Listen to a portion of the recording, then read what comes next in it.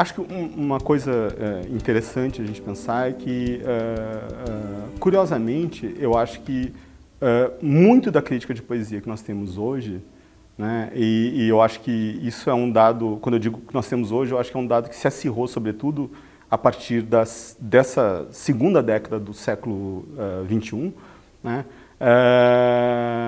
é uma crítica cindida em duas visões que talvez não se vejam propriamente como antitéticas, mas que são. Né? O que eu quero dizer com isso? Eu quero dizer que, por um lado, nós temos um acirramento cada vez maior de uma compreensão discursiva da poesia, né? Ou seja, toda uma visão da poesia que cada vez mais, né, vai dar ênfase aos conteúdos dos poemas. Né? Isso vai acontecer, eu acho que isso tem a ver, a meu ver, com um quadro político determinado, né? Ou seja, isso é compreensível, acho que nada disso acontece por acaso. Né? Um quadro discursivo determinado, em que a gente tem uma série de reivindicações determinadas, em que isso vai ser muito importante para alguns críticos. Né? Mas, por outro lado, nós temos também vários outros críticos que vão justamente tomar de empréstimo cada vez mais categorias críticas e teóricas que vêm de outros campos, né? Sobretudo do campo da imagem, e aí eu penso tanto da teoria das artes plásticas, como da fotografia, como do cinema, né? Como também em alguma medida da imagem digital. Né? Eu acho isso é um dado importante também a gente pensar, né? Ou seja, da imagem digital, ou seja, de como as formas digitais da imagem, né?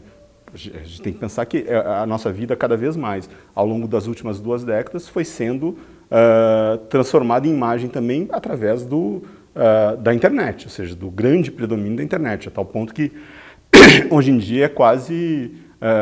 a gente fica até em dúvida, sobretudo depois da pandemia, né, qual porcentagem que nós temos de vida virtual e de vida fora dessa dimensão virtual. Né? Ou seja, nós todos fomos transformados à revelia, que seja, em imagem. Ou seja, quando chegou ali o período da pandemia e nós tínhamos que trabalhar através de câmeras, né, através das câmeras dos nossos computadores, ali foi um momento, ou seja, em que todos nós nos tornamos imagens, querendo ou não. Querendo ou não. Né? Ou seja, achando isso natural ou não, achando isso bom ou não, todo mundo teve que fazer isso, não foi um processo de escolha. Né? E isso tem consequências, isso na verdade é só a forma extrema de um processo que já vinha acontecendo há muito tempo. Né?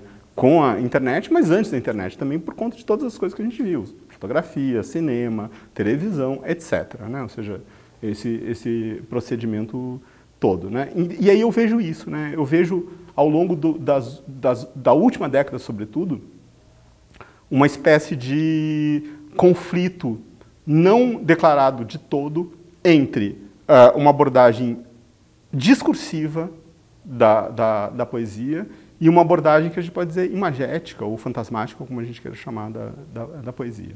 Né? Claro, com pontos de contato entre elas, em vários momentos, eu acho que a gente encontra isso, né? Mas o que é interessante é que esse é um conflito não declarado. Né? Eu acho que isso é curioso a gente pensar, né? Como isso não veio à tona como tal. Né? Não veio à tona como tal. Né? Eu acho que talvez seja alguma coisa que daqui a algum tempo as pessoas percebam e aí sim comece, e eu espero que isso não vire também, né, que eu acho que a pior coisa que pode acontecer num conflito teórico é virar um fla-flu também, né, ou seja, a gente vira só uma disputa de egos, coisas, porque não é isso, eu acho que a gente tem duas visões aí da poesia, ou antes, do que interessa na poesia, porque na verdade às vezes os poemas podem ser os mesmos, né, abordados de formas diferentes. São duas visões do que interessa para esses críticos na poesia, que eu acho que vale a pena tomar consciência de que isso acontece e tornar público, tornar matéria de discussão, de debate, esse conflito. Né? Esse conflito, eu acho que seria muito interessante. Até porque, quando isso acontecer, se isso acontecer algum dia, né, talvez a gente compreenda que aquilo que está sendo visto de um ponto de vista discursivo, ou conteudístico, ou como a gente queira chamar, na verdade comporta uma série de outras questões que só do outro ponto de vista a gente vai conseguir iluminar. Né? E vice-versa também. né, e vice-versa também. Né? Então, eu acho que isso torna, na verdade, as tentativas de conhecer criticamente a poesia, né, de estudar a poesia, hoje em dia, um desafio muito maior do que era um tempo atrás, né, em que os modelos eram muito mais pacificados, né, ou as concepções, né, diferentes estavam muito ligadas a um grupo ou outro, né, grupos muito determinados, era assim, o grupo da teoria, da poesia concreta e o grupo contra a poesia concreta, né, ou seja, a gente tinha esses fla-flus, mas que eram fla-flus que não tinham uma distinção, a distinção se dava em outro plano, não era uma distinção que se dava nesse plano semiótico. Muitas vezes eram disputas de vaidade, né, eu diria, até porque os trabalhos se tocavam em vários pontos, né? A gente pode pensar, por exemplo, né, toda essa disputa que há, né, entre,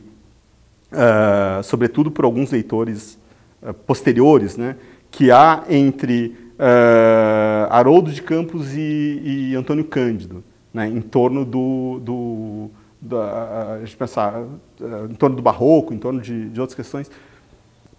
Essa disputa a gente sempre tem que pensar que ela só se dá dentro de um quadro de uma profunda convergência dos dois, né? Por exemplo, na recuperação de figuras como Oswald de Andrade e Mário de Andrade, né? A gente não pode esquecer que o trabalho de recuperação da poesia do Oswald de Andrade é feito pelo Haroldo de Campos a partir de um convite feito pelo Antônio Cândido, ou que o Antônio Cândido vai ser o orientador da tese de doutorado do Haroldo de Campos sobre o Mário de Andrade. Eu acho que sem compreender isso, a gente não entende nada. Ou seja, a gente fica brigando uma briga que não é nossa e que, na verdade, nem era uma briga, né? Ou seja, nem era uma briga. Então, isso vai ficar, ou seja, tem toda essa questão, mas que é muito um fla-flu. Ou seja, a gente pode dizer que o repertório era comum, muitas vezes, né? O esforço era comum, as perspectivas, muitas vezes, que parecem completamente distintas, eram comuns, né? Eu vou dar um exemplo aqui, né? A meu ver, a compreensão que os poetas concretos, né? A gente pensar, sobretudo o Haroldo e o Augusto, vão ter da antropofagia de Oswald de Andrade, né? É muito semelhante à maneira como Antônio Cândido e todos os outros autores, os pianos, a gente diz, ou seja, descendentes do Antônio Cândido, vão ter da antropofagia, né? E do meu ponto de vista, é uma compreensão problemática, uma compreensão até errada, se a gente for ver o texto do Oswald de Andrade, né? Ou seja, os dois estão vendo, mas porque esses dois polos estão vendo de uma mesma perspectiva, estão vendo a partir de uma dialética do nacional e do internacional, ou seja, no fundo do particular e do universal, uma dialética hegeliana de fundo, que está dado ali, né? Enquanto que a visão do Oswald de Andrade é muito diferente disso, né? Não é mais, ou seja, não está pensando em termos de nacionalidade, ou seja, a perspectiva deles era muito comum, parecia completamente distinta, não, era comum, era a mesma, no fundo, perspectiva. Então, estavam olhando de uma mesma perspectiva.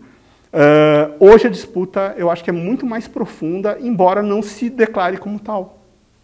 Isso que eu acho curioso. Acho curioso, assim, como tem toda uma...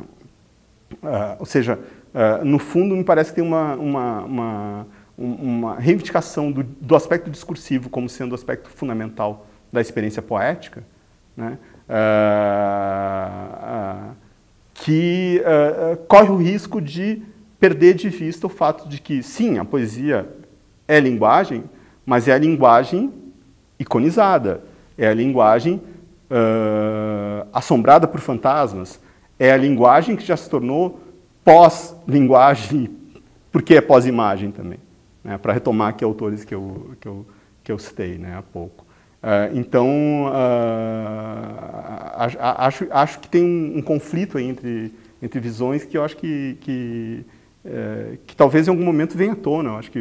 Eu acho que vai vir, inevitavelmente, eu acho que vai vir à tona, né? E espero que não venha de uma forma ruim, de uma forma banal, assim. Eu espero que venha como debate mesmo, debate Embora eu também tenha minhas dúvidas sobre a forma do debate, porque eu acho que o debate quase sempre acaba se tornando polêmica, e a polêmica é a morte do pensamento, eu acho. É a morte do pensamento, porque quando vira polêmica, a gente vira propaganda para, sei lá, vira matéria de jornal, olha só como eles estão brigando, eles só brigam, etc. Eu acho que a pior coisa que pode acontecer, do ponto de vista de quem está pensando as coisas, é virar isso.